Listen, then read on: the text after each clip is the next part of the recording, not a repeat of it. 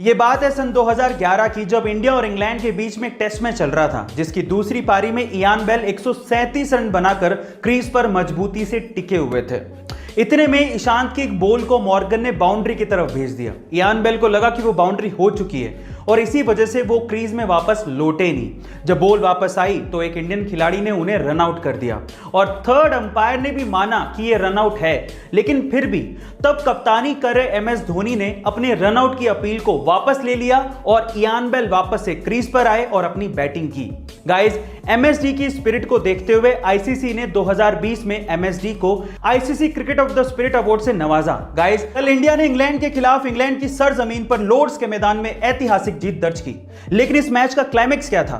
देखिए, KL राहुल या फिर रोहित शर्मा की बैटिंग या फिर ईशांत, शमी, सिराज और बुमराह की बॉलिंग, ये सारे फैक्टर्स तो थे ही, लेकिन इसके अलावा सबसे बड़ा फैक्टर था शमी और बुमराह के बीच की अनबीटन पार्टनरशिप, जो कि 9वें विकेट के लिए इंग्लैंड के खिलाफ सबसे बड़ी पार्टनरशिप थी।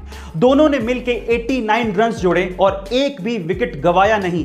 अंगद के पैर की तरह क्रीज पर जम गए। शमी ने तो अर्धशतक ठोक डाला। अगर वहां पर एक भी खिलाड़ी आउट हो जाता तो इंडिया बहुत जल्दी ऑल आउट हो जाती और इंग्लैंड पे इतना प्रेशर नहीं बन पाता। यही इस मैच की सबसे बड़ी वजह थी, जहां पर इंडिया ने इंग्लैंड के खिलाफ इस मैच को जीता। गाइस, आपका इस जीत के बारे में क्या कहना है कमेंट सेक्शन में जरूर लिखिएगा। और ऐसे अमेजिंग लियोनेल मेसी, जिन्हें greatest of all time football player कहा जाता है, वो एक मंच पर मीडिया वालों के सामने और अपने परिवार वालों के सामने फूट फूट कर रोने लगे। पर ऐसी क्या वजह थी जिसकी वजह से मेसी इतने ज्यादा इमोशनल हो गए थे? उसकी वजह थी बार्सिलोना से उनकी विदाई।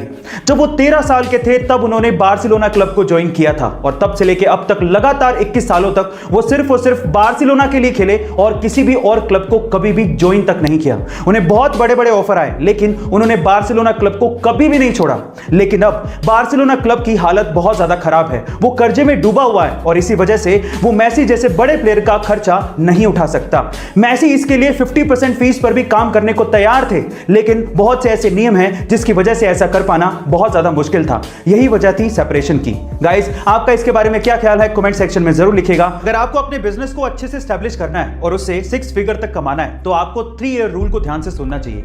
देखिए, ऐसा कहते हैं कि किसी भी बिजनेस को एस्टैब्लिश करने के लिए कम से कम 1000 दिन यानी कि लगभग 3 साल के करीब लगते हैं, जिसमें पहले साल आपको खूब सारी बुक्स पढ़नी चाहिए और फिर अपने बिजनेस के आइडिया के बारे में सोचना चाहिए और एक फील्ड को डिसाइड करना चाहिए और उससे रिलेटेड स्किल को सीखना चाहिए, क्योंकि आज के टाइम पे skill is equals to money. फिर दूसरे साल काम पे लग जाइए, हार्डवर्क कीजिए, अपने बिजनेस का बेस तैयार करिए और अपनी पहली सेल के लिए जी जान लगा दीजिए। प्रॉफिट की परवाह मत करिएगा। और दूसरे साल में जो भी आपने गलतियां करी उसको तीसरे साल में आपको क्या करना है, उसको तीसरे साल में फिल्टर करना है, अपने फंडामेंटल्स को और स्ट्रॉन्ग करना है। और अगर आपने 3 साल सर्वाइव कर लिया तो चौथे साल आप 6 फिगर तक कमा जाओगे, ये मैं आपसे गारंटी के साथ कह सकता हूं। गाइस, ये वीडियो आपको कैसी लगी कमेंट सेक्शन में जरूर लिखेगा और ऐसे अमेजिंग वीडियोस के लिए शेयर, सब्सक्राइब, लाइक। मिलते हैं अगली वीडियो में।